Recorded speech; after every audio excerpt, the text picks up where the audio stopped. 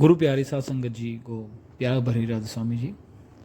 अब गुरु साहिब बड़ा सुंदर उदाहरण देते हैं कि चंदन के पेड़ बहुत ही खूबसूरत होते हैं। उन पेड़ों की लकड़ी के अंदर बहुत ठंडक होती है। जहरीले सांपों की उसकी खुशबू अच्छी लगती है और उसकी ठंडक भी बड़ी अच्छी लगती है। इसलिए वे चंदन के पेड़ चारों तरफ से लिपटे रहते हैं।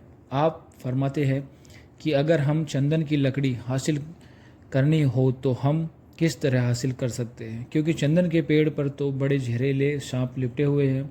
तब तक वे सांप पकड़े ना जाए, मारे ना जाए, हम उस लकड़ी को किस प्रकार प्राप्त कर सकते हैं।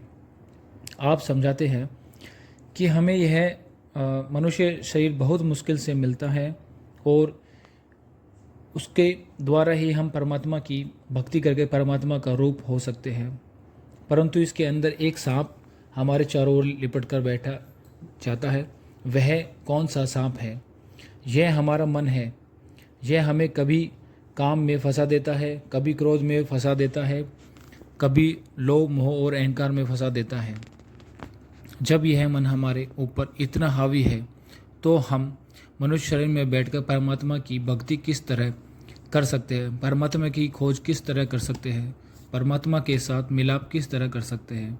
जब तक हमारा मन काबू नहीं आता, यह सांप पकड़ नहीं जाता। जब तक हम कभी भी चंदन की लकड़ी को प्राप्त नहीं कर सकते कि अपने शरीर के अंदर के नाम रूपी चंदन नाम रूपी दौलत को कभी भी प्राप्त नहीं कर सकते हैं। चंदन की लकड़ी को हासिल करने का एक ही युक्ति है कि हम लगातार हाथ में लेकर उस सांप के टुकड़े टुकड़े कर दे, सांप की रुकावट को राह से दूर कर दे, फिर हम इच्छा अनुसार चंदन की लकड़ी प्राप्त कर सकते हैं। इसी प्रकार हम देह के अंदर बैठकर परमात्मा की भक्ति करना चाहते हैं, परमात्मा से मिलना चाहते हैं, तो हमें क्या करना पड़ता है? गुरुमुखों के पास जाना पड़ता है, साधु संतों महात्माओं की संगति और सोहबती करनी पड़ती है। वे हमारे हाथ में कौन सी तलवार देते हैं? वे शब्द और नाम की तलवार दे देते हैं।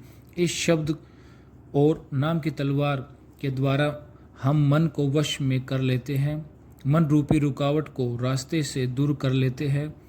फिर जो भी खजाना प्राप्त परमात्मा हमारे देह या शरीर के अंदर रखे हुए हैं, हम उन पर अधिकार प्राप्त कर लेते हैं।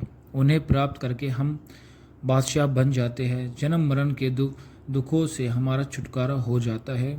गुरु साहिब के समझाने का अर्थ यह है कि आत्मा और परमात्मा के बीच अगर कोई रुकावट या पर्दा है तो वह केवल हमारे मन की रुकावट है, केवल हमारे मन का पर्दा है। जब तक हम अपने मन की रुकावट को रास्ते से दूर नहीं करते, कभी भी अपने अंदर उस परमात्मा को पा नहीं सकते, चाहे वह परमात्मा हम कभी सभी के अंदर विद्यमान है। राधा स्वामी जी।